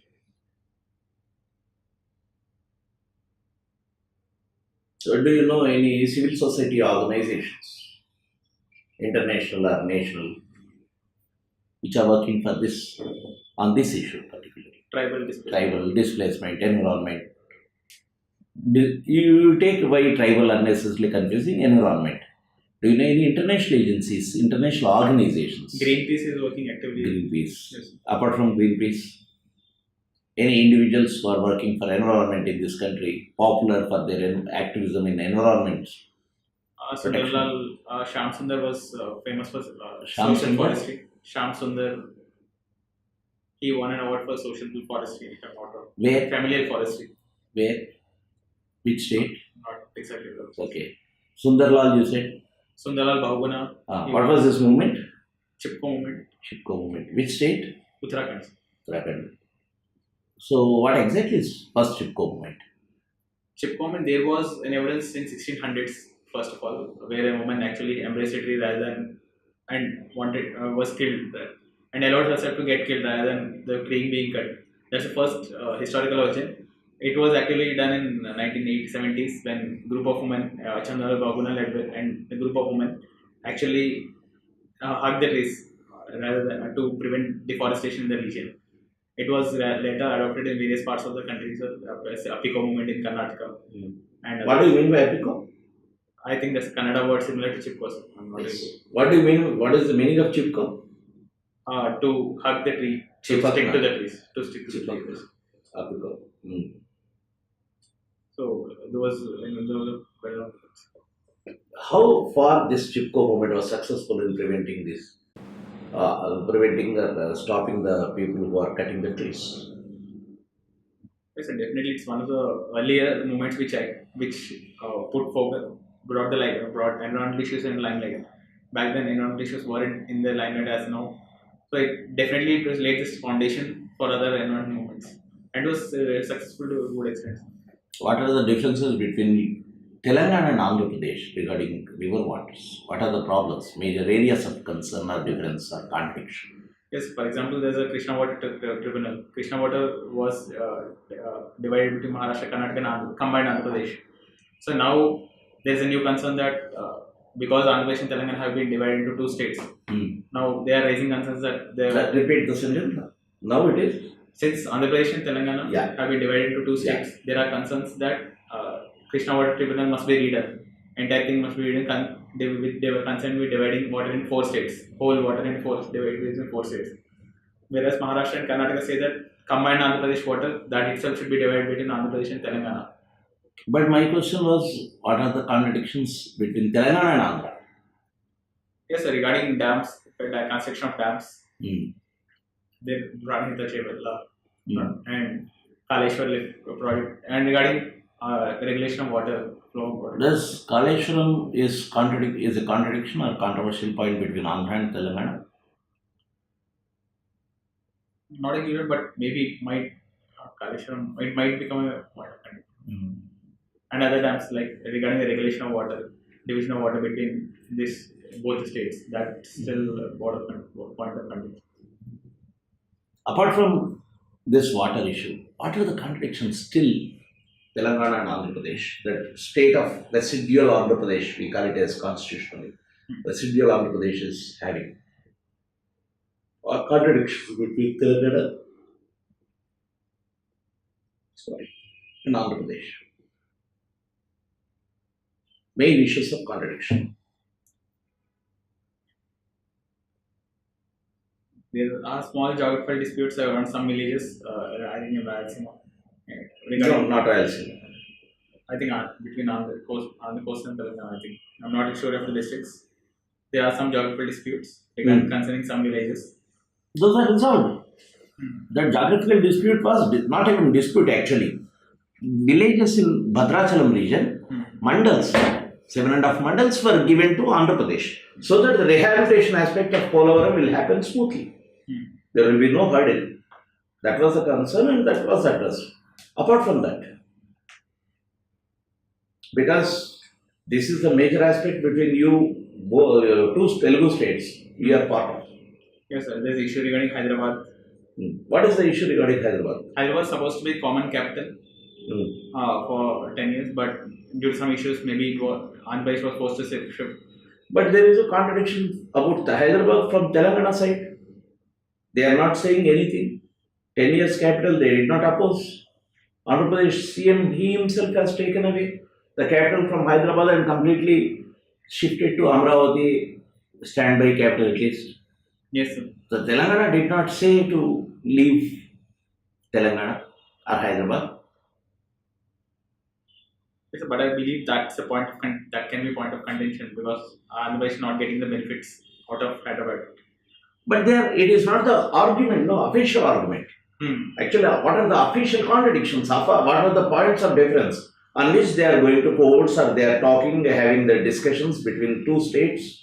I'm not sure. Can I like? I'm not. Yeah, you can take it. Yes.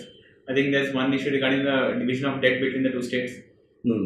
After the creation of new state, depending on the population, or there's a division of debt. Andhra Pradesh was heavily debt ridden than Telangana. Debt was mostly distributed to Andhra Pradesh. So that was one concern, I think. I'm unable to recall this. Debt is not the major issue. Assets are the major issue. Okay. Electricity as well. Some issues. Division of two states. Some issues regarding the assets, division of assets. There is a huge problem. Even Andhra Pradesh government went to court to claim the land in Hyderabad that this is part of this building is mine, like one RTC Kalyana Mandapam. So such issues are there regarding division. Do you know any separatist movements in the country still going on? Separatist movements, I am saying. Those who are fighting the Indian state and saying that we want a separate country. Separate country secession. Yes, so there is in the northeast movements are going on. The Greater Meghali movement, NSC and NSC and I, NSC and K. What is IN and K? IM and K? It's National Socialist Council of Nagaland, which was founded in 1980. It's later split in 1988 into NSC and I and NSC and K. IM. What is I and M in one bracket? NSC and IM. What is this IM stand for and K stand for? No, sorry, I'm not aware of. That is Isaac Muiwa. Okay. That K is Kaplan, leaders of the movement. Okay. These three names are names of the individuals. Isaac Muiwa. Isaac in one, Muiwa is. So second one is Kaplan. Okay. So this NACN is having that. That is one thing. Apart from that, is there any nationalist or secessionist movement in the country still going on? In Northeast, there are a few. Other than that, in Punjab, Khalistan movement, it keeps surfacing out. It's not a C. I don't think it's serious, but that it is not as a movement. Not a movement. It's just surfacing at a sentiment. Whenever the political class needed it. Yes. And Jammu and Kashmir, there are some issues. In Jammu and Kashmir. Northeast, as you said, right? Yes. In Manipur, there is a nomination. KLU. KLU is GL. No, that's Meghalaya. Manipur Liberation Army of Manipur. So some smaller, but many subsided in recent times. Yes. What about the cultural aspect? For example, which culture means enrichment of Andhra Pradesh culture? Can you define what exactly is Andhra's culture is? Andhra culture, not Telugu culture, I am asking. What are the salient features of Andhra culture? If I ask you to showcase Andhra culture as a commissioner of cultural department, what are the things you'll project in the exhibition or stalls or through performances? Yes, so one is the linguistic domain is Telugu. It's one of the classical languages, and there's a huge amount of literature and huge contribution by Telugu poets and Telugu writers. That's one aspect. Another aspect is there are architectural monuments and all. That can be one of the main points. Architectural monuments in Andhra Pradesh. what are the architectural monuments, bigger monuments? Can you name a few, which can be the what you call torchbearer, sorry, flagship you call it as, are models, are examples of great architectural styles in Andhra Pradesh, or great architectural sites in Andhra Pradesh. Okay, so one which I have spoken a few time ago, some time ago, regarding Nagarjuna, Amravati School of Art, those sites, that kind of one, and Visakhapatnam, similarly Amaravati, Bojanagonda, Kalkonda, and those rock cut stupas, that's area of historical significance as well. Coming to religious places, there is Vijayawada Kanagurka temple in Vijayawada, which is famous, and Tirupati Venkateshwara Swami temple, which are over around across the country.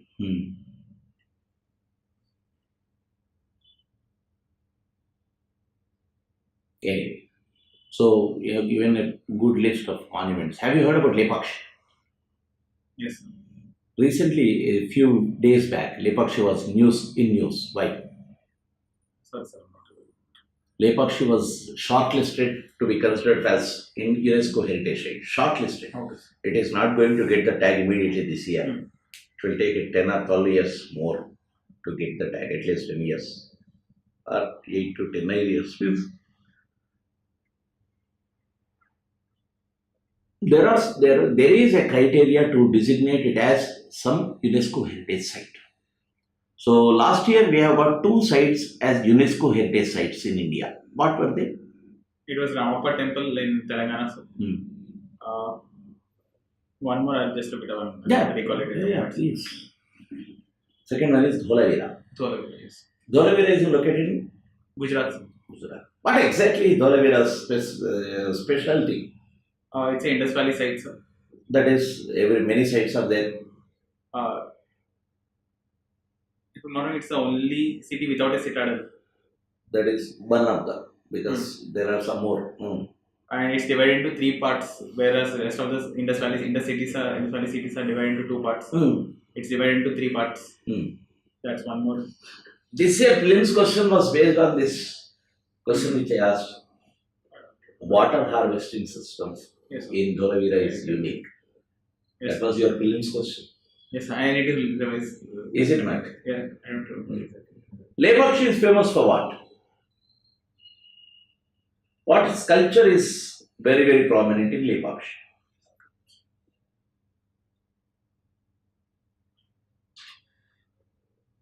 Lepakshi is Nandi.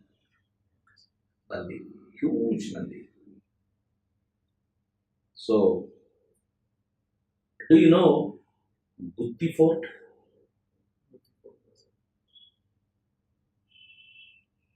What you call Grand Canyon of India is, which place is known as Grand Canyon of India? These are all related to your state. Okay, sir. I'm just. Gandikota.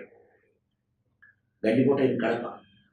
Just nearby, that river Penneru flows. And Penneru or Penna, whatever you call, that river flows between the rocks, huge rocks. That is known as Grand Canyon of India. So, let's have a few more, 2-3 questions and we'll stop.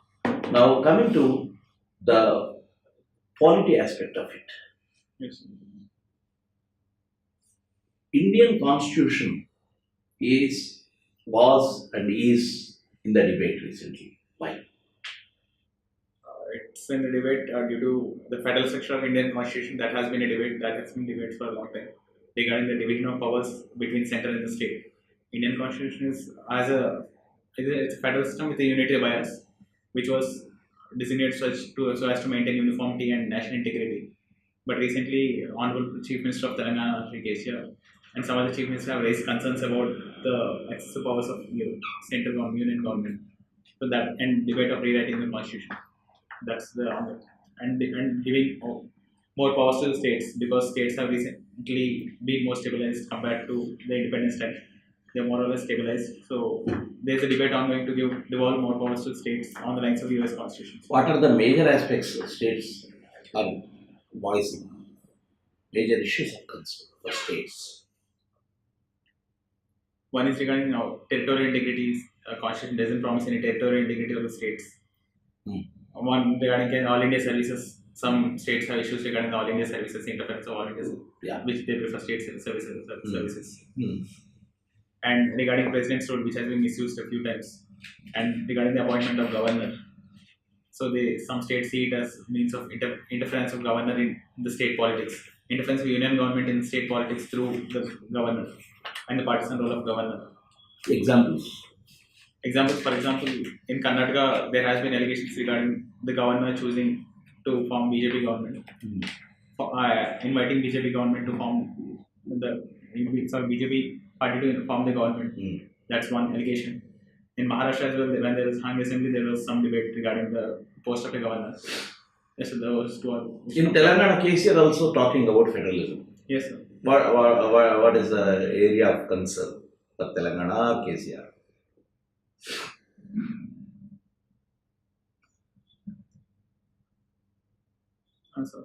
Budget reallocations. Okay. FRBM, purchases, FCA, announcing the projects. That is a major debate when we are talking about federalism. Okay. So, Jaswanth, Chandra, we will stop the session now. Okay. And let's have some discussion about how did you feel in this entire exercise. And second thing is, if any questions to be asked, I'll also give you some conceptual aspect after this interaction. Yeah. First of all, that's what I was thinking how to answer, because whenever, for example, link-up questions are just sometimes going in a different direction, which I'm not aware of. But if I don't mention those points, answer won't have a sufficient depth in the answer which I'm giving. So how to strike a balance? That is very important. Actually, there is a major aspect of personality test. See, we are 5 people are there. Those 5 people may not stick to the same question since one person started this up. So we have our own areas of interest also. Even the panel will have their own specializations. They will be knowing many things. They will be knowing whatever they know. They will grill you based on that. That is why what we have to do is we have to keep ourselves guarded, not to venture where we can't answer. Is it clear? So what will happen? Basically, interview is nothing but this is the board on one side and the aspirant on the other side. The first question you may not have clarity. You may not guess also. We don't know who is going to answer and what could be the first question. But once the question started, once the interview or personality test started, you should control the situation like that.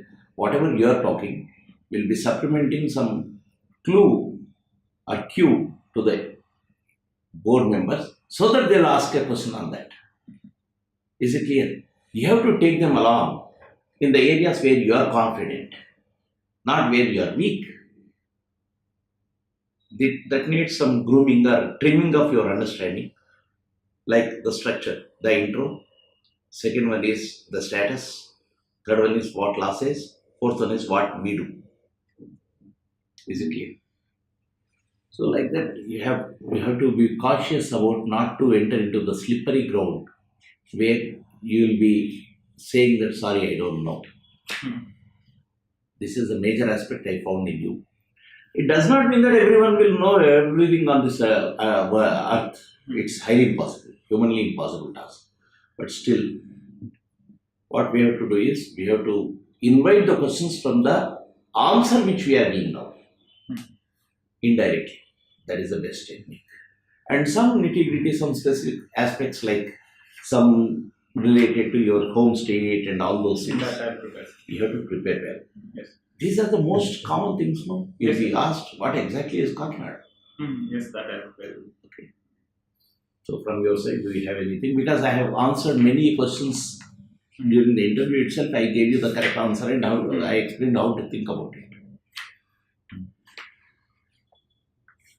That's regarding like how finding, for example, Amaravati School of Art. Like I know something about it, but I'm not completely an expert. So but if I don't mention it, like the answer might not have depth. Yeah, so should I mention that? Should mention. But when is your interview? 25th May. Oh, lot of time. You can prepare well. Okay.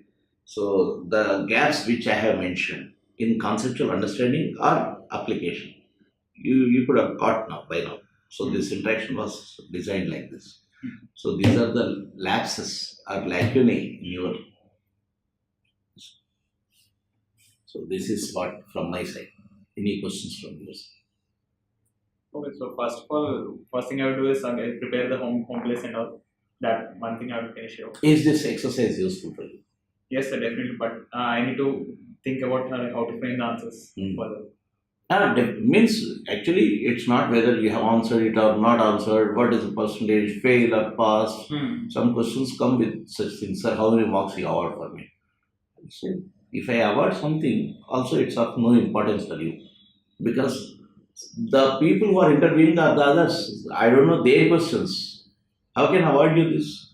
You should do your basic work continuously. That is what we have. So how to ensure this? How to practice this? I have asked you various questions now. Local to global. We were in Ukraine, we were in native places, prehistoric, Bimbetka, you were talking about all these things. But how to present is definitely not. So we don't know which topic will be selected to grill you in the first question. But from there you have to take the entire meeting. That is not what do you call? Sorry, I was thinking something about grilling. Your designing of answer should be thorough. Two principles. One is don't go into slippery things. Slippery means sometimes what will happen, like Amaravati art, where you have to explain and you are forced to explain what exactly is Amaravati art. But there again you slipped into Shatavahana period, which is factually wrong. If you are speaking about Amaravati art, you should be knowing at least the basics of it.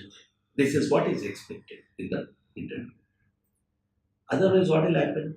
You are just dropping the names. The feeling, general feeling is you are dropping the names. Some answers you gave very well.